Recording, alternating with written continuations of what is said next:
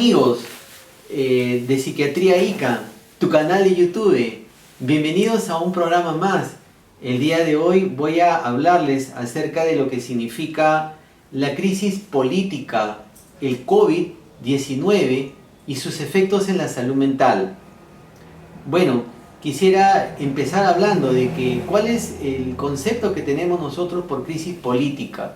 En realidad, ¿qué es una crisis política?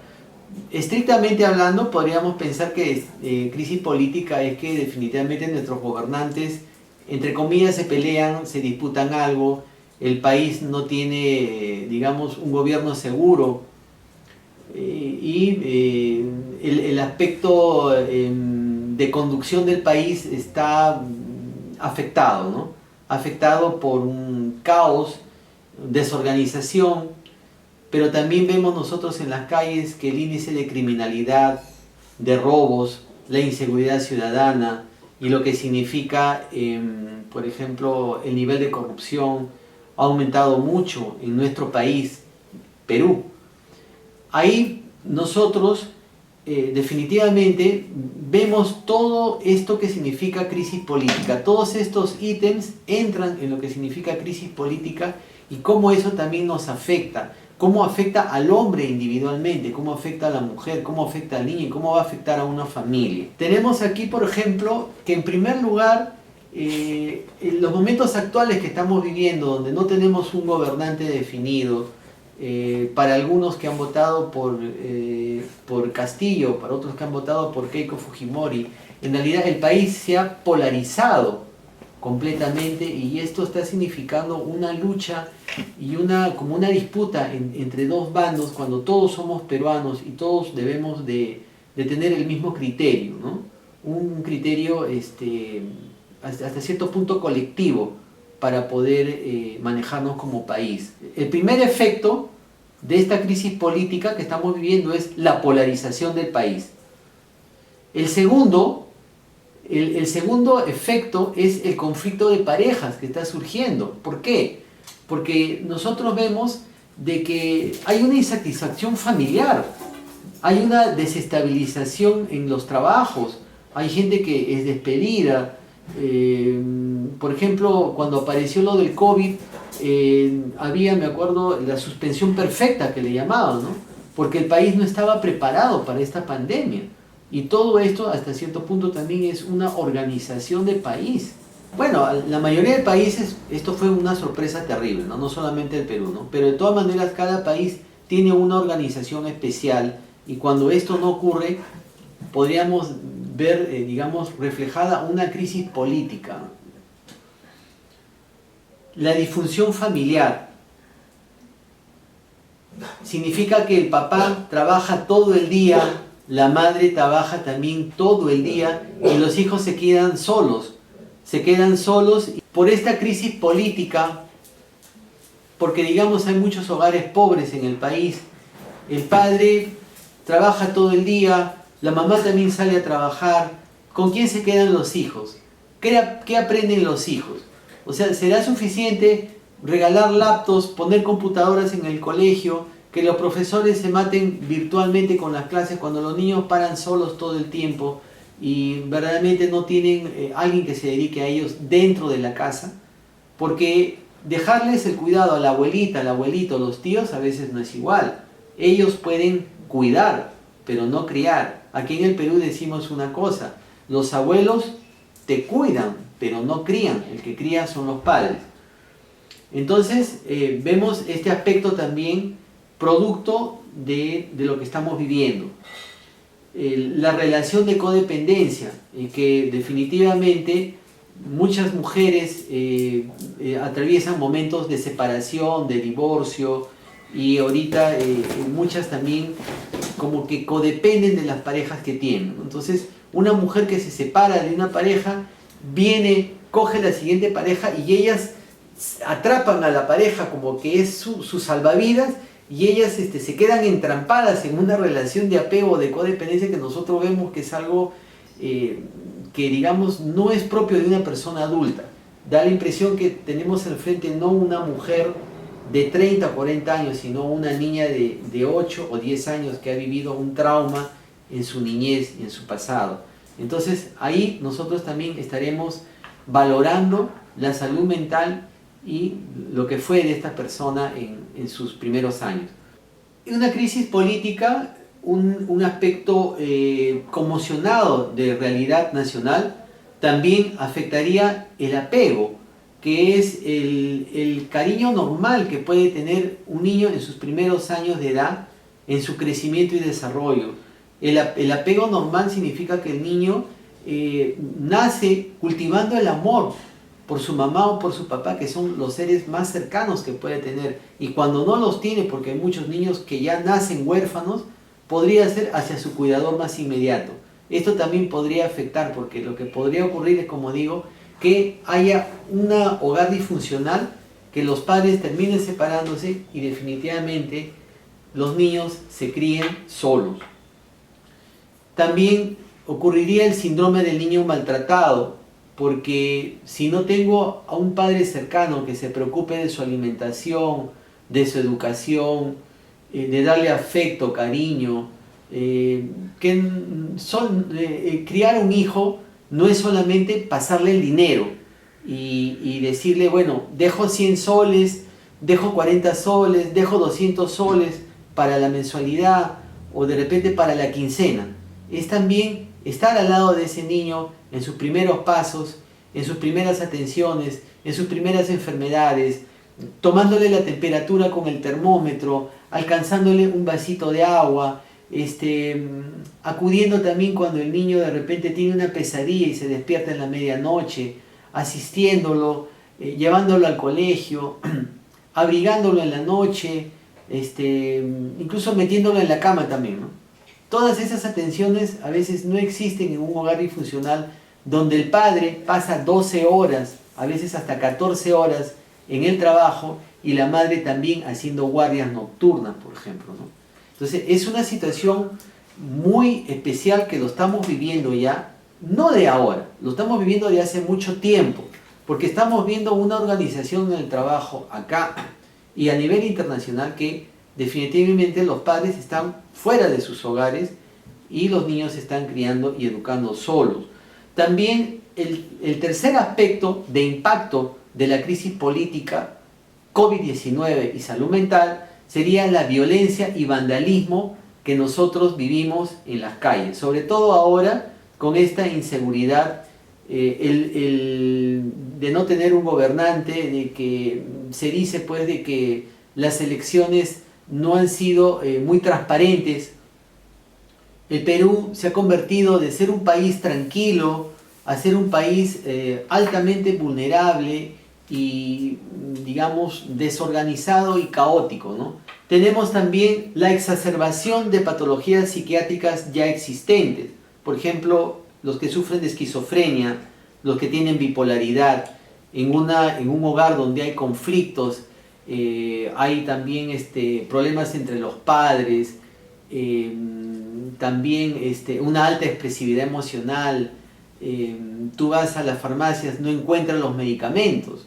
Por ejemplo, a veces se acaban ampollas de haloperidol, a veces se acaban ampollas de clopromacina, la flufenacina. Hubo un tiempo en que no había como ampolla de depósito para la psicosis aquí en el Perú, y eso ocurrió entre, me acuerdo, el 2019 y el 2020, que también se había declarado la pandemia. Recuerdo que las noticias eran de que no había ni siquiera en Lima, ciudad capital.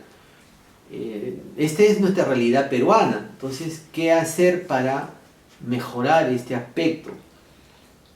También los que sufren de depresiones recurrentes crónicas, las personas que tienen un trastorno de ideas obsesivas,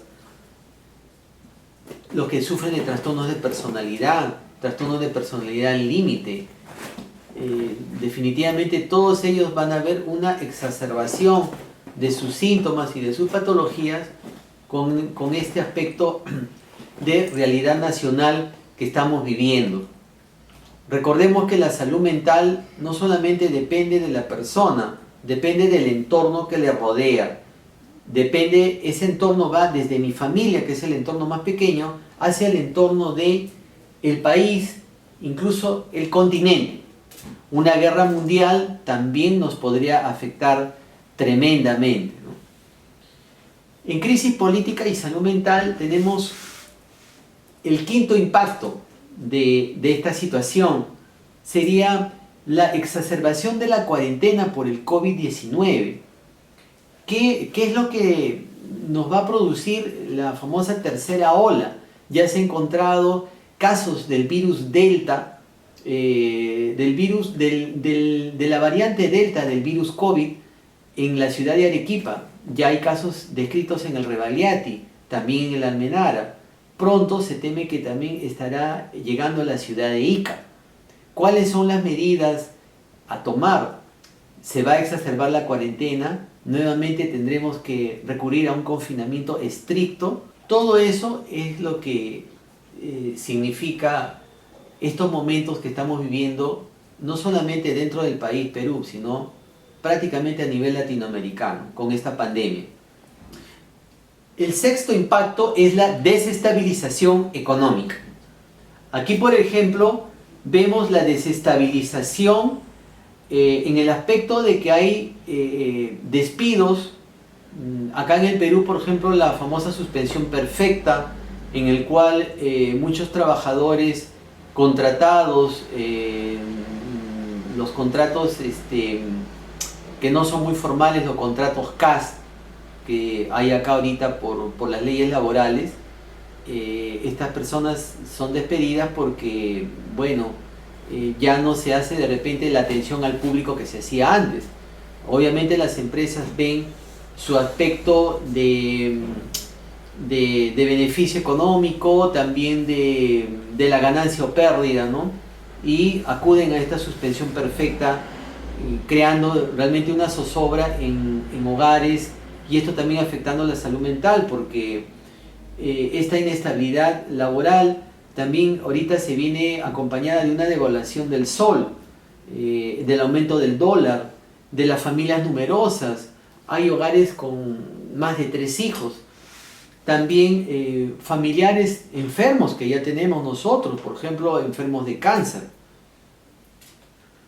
El séptimo impacto viene a ser el grupo más vulnerable en la familia.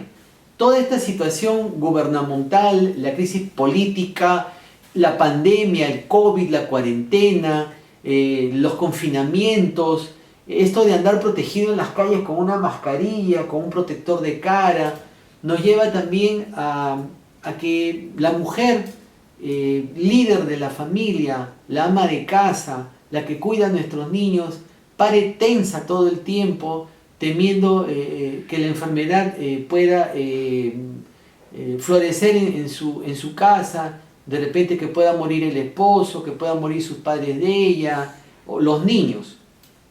Esto va a afectar a la mamá, a la mujer ama de casa, a los niños, a la gestante, la que está esperando el bebé, a las viudas y también a los niños huérfanos, a los niños que ya tienen a sus padres fallecidos, de repente que ya fallecieron por COVID, y a las viudas, aquellas mujeres que definitivamente ya están solas porque tienen una pareja que ha fallecido hace poco o de repente hace años, pero que ellas muchas veces tienen que mantenerse solas para poder sobrevivir en este sistema económico que tenemos. Los niños afectados. Los niños se dan cuenta de los problemas que existen a nivel nacional, se dan cuenta de la crisis política, se dan cuenta que existe un virus llamado COVID que está cobrando muchas muertes. Los adultos se niegan definitivamente a aceptar que los niños son afectados. Se niegan. ¿Y por qué? Porque quieren ocultar su culpabilidad muchas veces en varios aspectos, ¿no? Puede ser la organización de la casa, la organización de la familia, etc. El duelo por COVID-19. Duelo por no asistir a las escuelas porque ya no juego como antes. Yo soy niño, tengo 5 años, tengo 7 años, Mi papá me llevaba al parque, jugaba pelota en un club deportivo, o me iba a alguna canchita cerca de mi casa, jugaba con mis amiguitos, había reunión de padres de familia en mi colegio, había tómbola, había kermés, celebrábamos el 28 de julio, el Día de la Independencia Nacional, celebrábamos la Navidad, el Año Nuevo, como todas las fiestas infantiles, ¿no?, que se celebraban antes. Ahora todo ya está restringido, entonces ya no juego como antes, ya no me relaciono como antes con los demás niños, con mis amiguitos, ¿no? El duelo de estos niños por el fallecimiento de los familiares. ¿Cuántos casos hemos visto de niños que tienen depresión, ansiedad, ataques de pánico, porque saben que ya no van a volver a ver al amiguito que falleció de COVID, a la tía que falleció de COVID, a la abuelita que falleció de COVID, o de repente al papá y a la mamá que han muerto hace poco? Es un impacto muy fuerte. Y como repito, si a esto le agregamos el clima político que vivimos en estos momentos, el resultado va a ser mucho más fuerte. Niños y miedos comunes. Hoy en día vemos, por ejemplo, muchas veces el miedo a salir.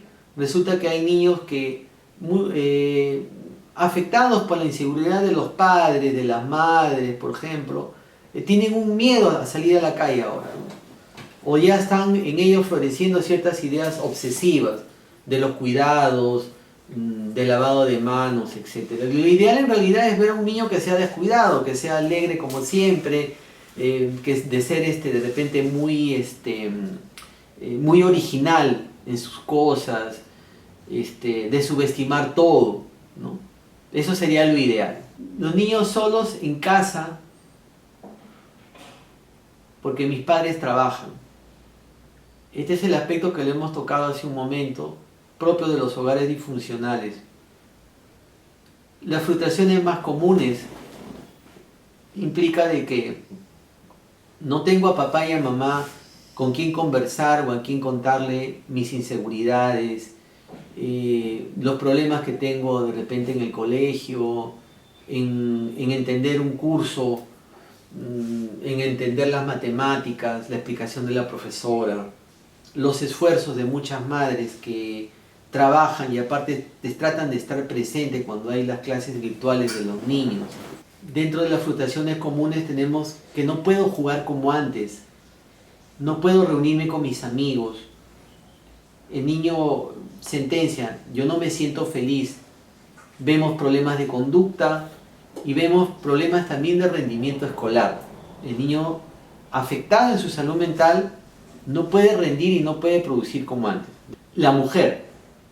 ¿Cuál es la afectación de la salud mental en la mujer? Las mujeres son muy vulnerables a las depresiones crónicas recurrentes, sobre todo las mujeres que ya superan los 40 años, porque la menopausia las convierte en personas más vulnerables desde el punto de vista emocional. Acá también tenemos que ver a la mujer gestante. La mujer gestante, por este aspecto hormonal, en el cual pues hay más producción de progesterona, estrógenos, la mujer está con más labilidad emocional, y más estos problemas del COVID, los problemas de la crisis política, la desestabilización económica.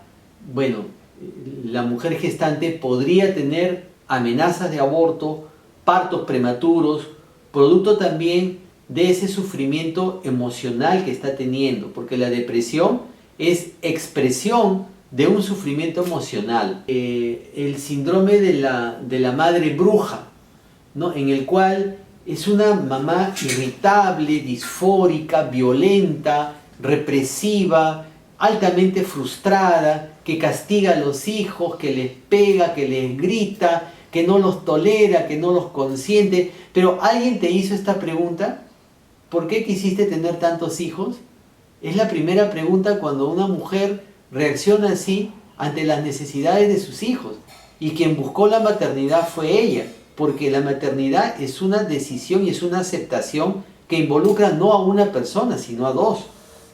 Tanto el hombre como la mujer. Cuando uno no quiere tener hijos, es bien claro y bien enfático: no vamos a tener hijos. Si uno de los dos no está de acuerdo, definitivamente eso no se va a producir. Este síndrome de la madre bruja nos lleva definitivamente al síndrome de niño maltratado, niños que son insatisfechos dentro de la crianza, del amor y la felicidad que pueden encontrar en un hogar normal. Porque no es solamente la felicidad, es, me preocupo porque mis hijos tengan lo que yo no tuve cuando era niño, dicen muchos padres, ¿no? Entonces, trabajan todo el tiempo y al niño le avientan, como se dice, el dinero para que tenga la laptop, para que tenga buena ropa, para que tenga todo, pero lo que no le dan es amor, no le dan cariño, no le dan juegos, no están a su lado en los momentos más difíciles, ni para alcanzarles un vaso de agua cuando se enferman, no le toman la temperatura con el termómetro, etc., ¿no?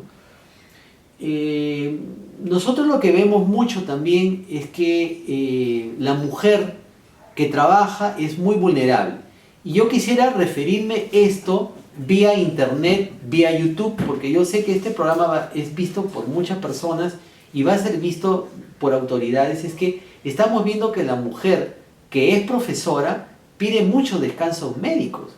¿Y por qué? Porque en realidad este sistema laboral que están teniendo ahorita los profesores es muy sobrecargado.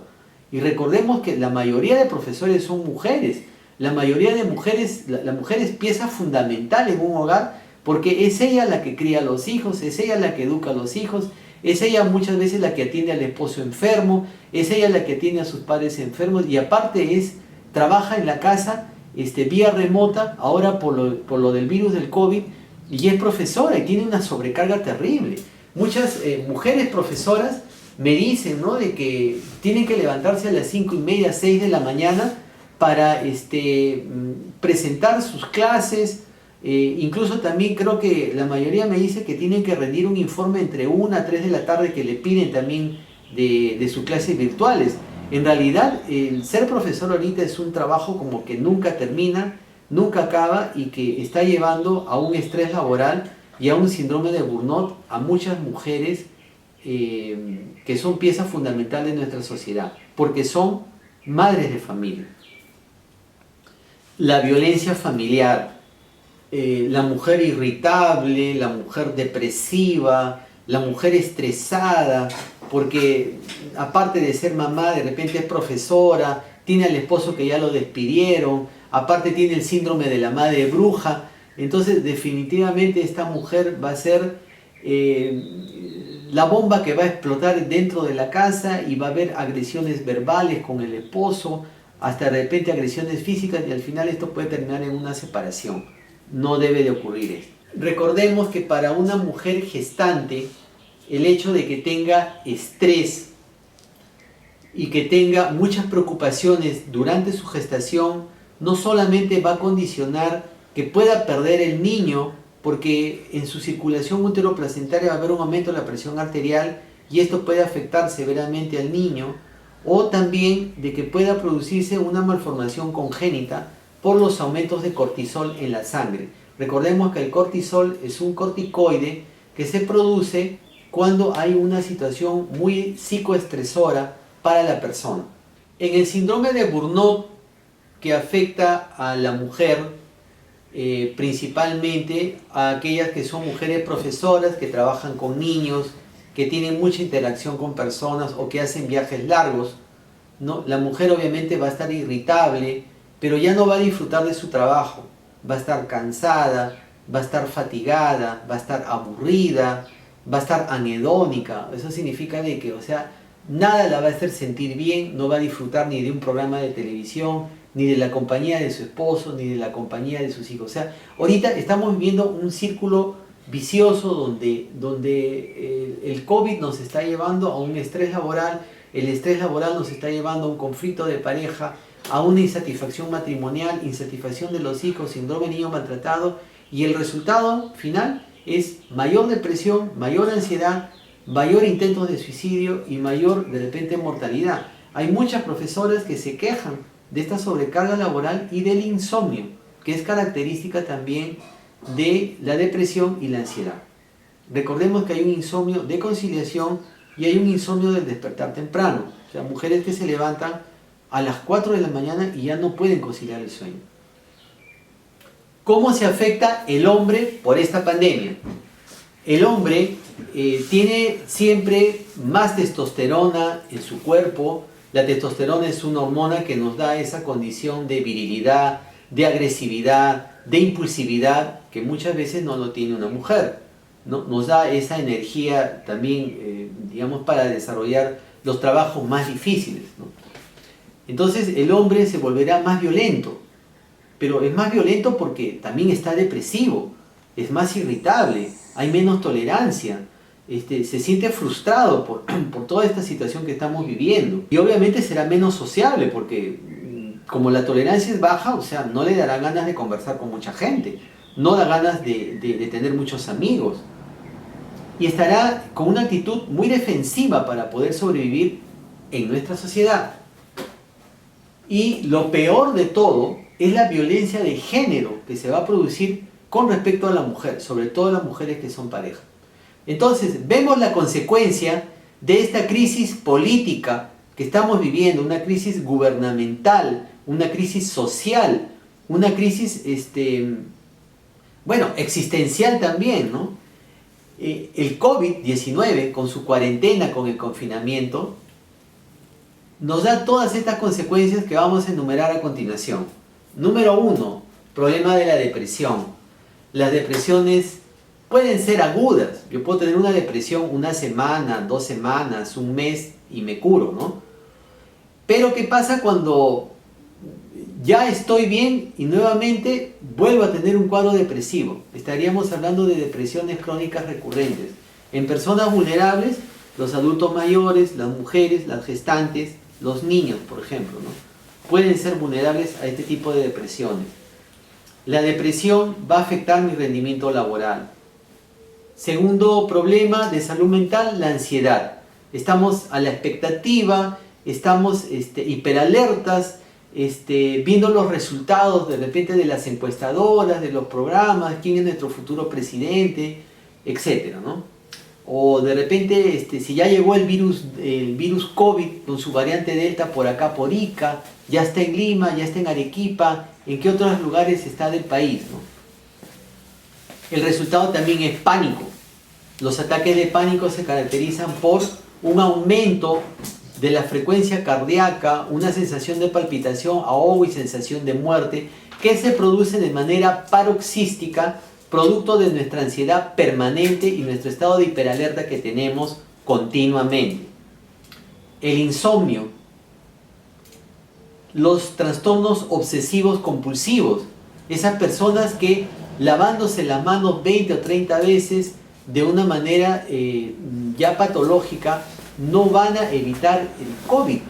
Lo que están más bien produciéndose es un sufrimiento emocional y un problema que afecta a su salud mental. Vuelta tenemos la esquizofrenia. Aquellos que sufren de esquizofrenia, que tienen trastorno afectivo bipolar, van a tener una recaída en su diagnóstico, una reagudización psicótica. Y si esto va unido a una carencia de medicamentos, como lo estamos observando en las farmacias, mal pronóstico.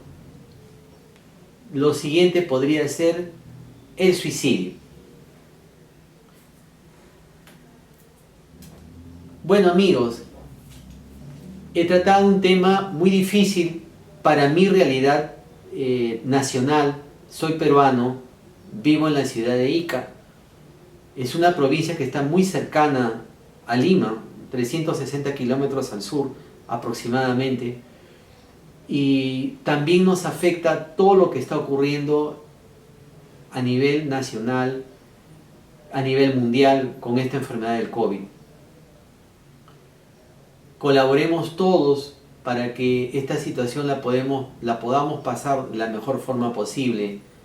Protejamos nuestra salud física, nuestra salud mental y también sigamos los consejos de bioseguridad que nos da el Ministerio de Salud. Si te gustó mi programa, regálame un like.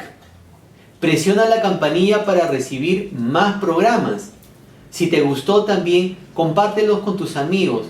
Tenemos también los canales de Facebook y el Twitter y el LinkedIn para la publicación de estos programas de Psiquiatría ICA. Si quieres mandarnos algún consejo o también alguna inquietud, escríbenos a YouTube y estaremos contestando en la bandeja de comentarios.